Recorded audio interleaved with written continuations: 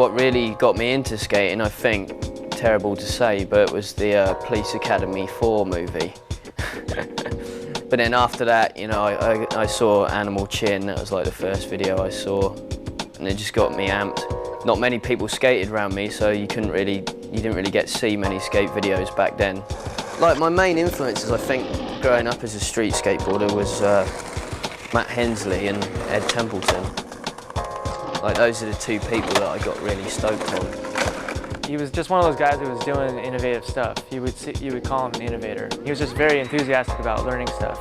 Well, yeah, initially I got a lot of influence from the skate videos I'd seen. I used to be more better at this than now, but I used to really try and think of new stuff that I hadn't seen people do.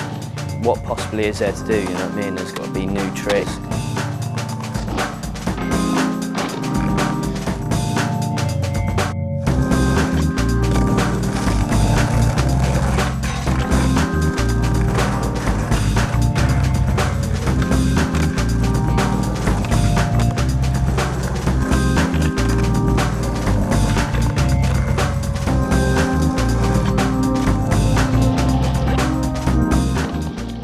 In 1988, Alex's talent soon earned him coverage in England's Rad magazine.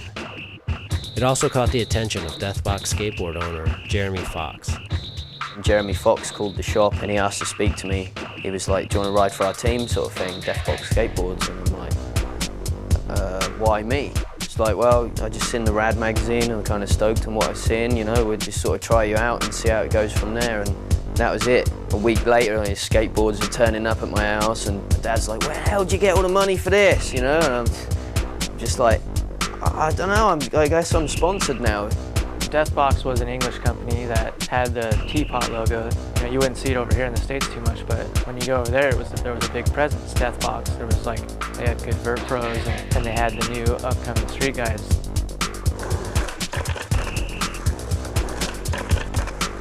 Started off just by going to Europe loads, nearly every other weekend or something.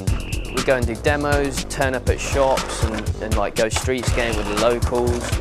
And it worked out really well because I think Deathbox was like one of the biggest companies in Europe for around that era. As street skating gained popularity in England, the Deathbox team added Jeff Rowley and Tom Penny.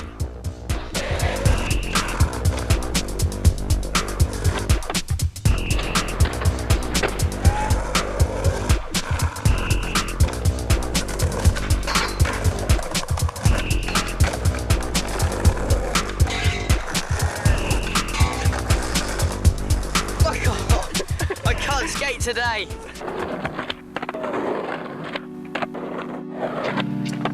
You remember when all like the mental pressure flips came in and stuff like that?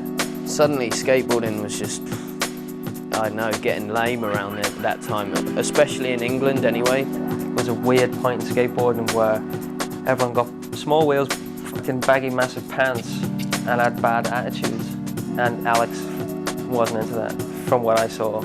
I think that's why he just mellowed out and did what he wanted to do. And I just fizzled out for a few years. You know, I did my own things, started working on some music and DJing and stuff like that. In a volatile period between 93 and 95, the team decides on a name change from Deathbox to Flip Skateboards.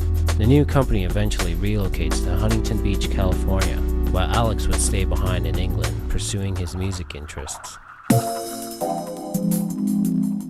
As the Flip team established itself in its new home, once again Jeremy Fox would call on his old friend. Jeremy called me up and he asked me if I'd like to come out for a couple of weeks, see what it's like over here. And I mean, I'd never been to America and I was just like, wow, this could be a chance in a lifetime for me, sort of thing. I ended up staying for about 11 months, I think. I know, it just got me super psyched on skating again. I was like, oh, this skateboarding's rad, this is the way it should be. So I got stoked on that, and I went home and I quit working for the record store and just started skating full time and just like DJing and that. So I just skate every day and then go and DJ at clubs in the evenings when I had bookings, you know what I mean? Re-energized and back in England, Alex would complete filming for 2 video parts before heading back to the United States.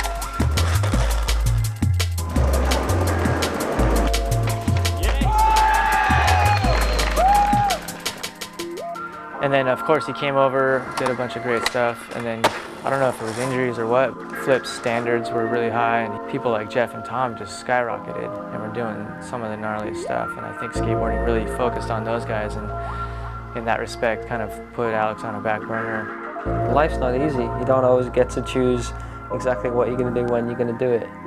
And sometimes it goes like this and comes backwards and forwards. And then sometimes it meets, and luckily it's right on point for him. I was really like happy to hear that when Santa Cruz offered him a pro spot, because it's just like, the guy does rad stuff. He's been at a really high level of skateboarding for a few different periods of time. He has a really unique bag of tricks. He's got front foot impossibles on lock, and he's got kickflip late shuts, frontside flip. He does everything, and then he'll do like molly flips.